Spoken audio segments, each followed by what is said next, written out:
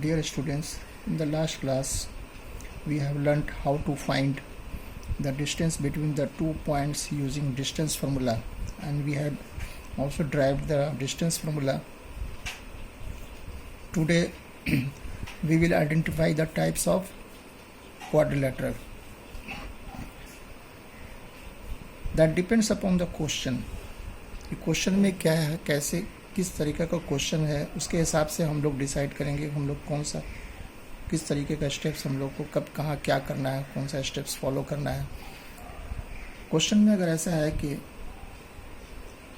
Show that the points 1 7 4 2 -1 -1 and 4 -4 4 taken in order are the vertices of square. हमें ये बताना है कि ये जो वर्टिसेस है क्वाड्रिलेटरल के, ये सारे ये अगर इनको ज्वाइन किया जाए इन ऑर्डर में तो वो स्क्वायर होगा. तो हमको ये देखना है यहाँ पर कि स्क्वायर की प्रॉपर्टी क्या है. स्क्वायर अगर हमें साबित करना है कि स्क्वायर है तो हमें क्या करना होगा. तो हमें show that all the sides are equal. हमें दिखाना है कि इसके चारों साइड्स इक्वल होंगे. डिस्टेंस फॉर्मूला यूज़ करके हम लोग दिखा सकते हैं. और साथ ही साथ हमें डायगोनल्स को भी दिखाना होगा कि डायगोनल्स भी इक्वल हैं. ये हमेशा ध्यान रखना आप लोग. उस तरह से अगर हमें कोई 4 वर्टिसेस दिए गए हैं क्वाड्रिलेटरल के और हमें साबित करना है कि वो रेक्टेंगल है, तो हमें करना होगा show that the opposite sides are equal. हमें दिखाना होगा कि अपोजिट साइड्स उसकी इक्वल हैं और diagonals are also equal. Similarly अगर हमें रोम्बस शो करना है तो हमें डायगोनल्स निकालने की ज़रूरत नहीं है. हमें सिर्फ ये दिखाना होगा कि उनके all the 4 sides are equal. So ये यहाँ पर लिखा है हमने show that all the sides are equal. अगर हमें शो करना है कि वो पैरेललोग्राम होगा तो पैरेललोग्राम्स के लिए हमें यहाँ शो करना है show that opposite sides are equal only. ये इस तरीके का क्वेश्चन के लिए है ये स्टेप्स.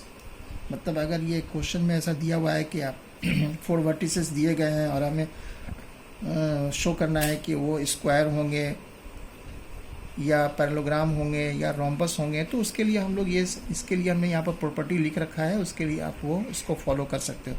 लेकिन अगर क्वेश्चन में ऐसा है कि name the type of quadrilateral form and give the reason of for your answer.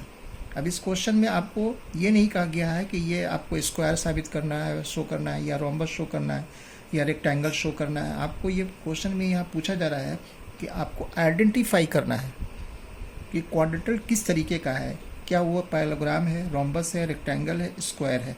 तो इस केस में इस क्वेश्चन में हमें क्या करना होगा, हमें ऑल द 4 साइड्स और डायगोनल्स निकालना ज़रूरी होगा.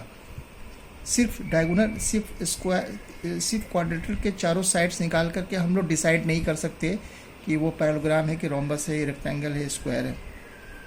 हमें डायगोनल्स भी निकालने होंगे क्योंकि स्क्वायर के 4 साइड्स इक्वल होते हैं. All 4 sides are equal square. Rhombus के भी 4 साइड्स इक्वल होते हैं. लेकिन सिर्फ हम 4 साइड्स निकाल करके हम ये डिसाइड नहीं कर सकते कि कौन स्क्वायर है कौन रोम्बस है, क्योंकि रोम्बस के डायगोनल्स इक्वल नहीं होते और स्क्वायर के डायगोनल्स इक्वल होते हैं. इसलिए वहाँ पर डायगोनल भी निकालना ज़रूरी होता है. Okay fine. अब हम लोग नेक्स्ट सेक्शन में हम लोग देखेंगे कि किस क्वेश्चन को किस तरीके से हम लोग सॉल्व करते हैं. Okay, thank you.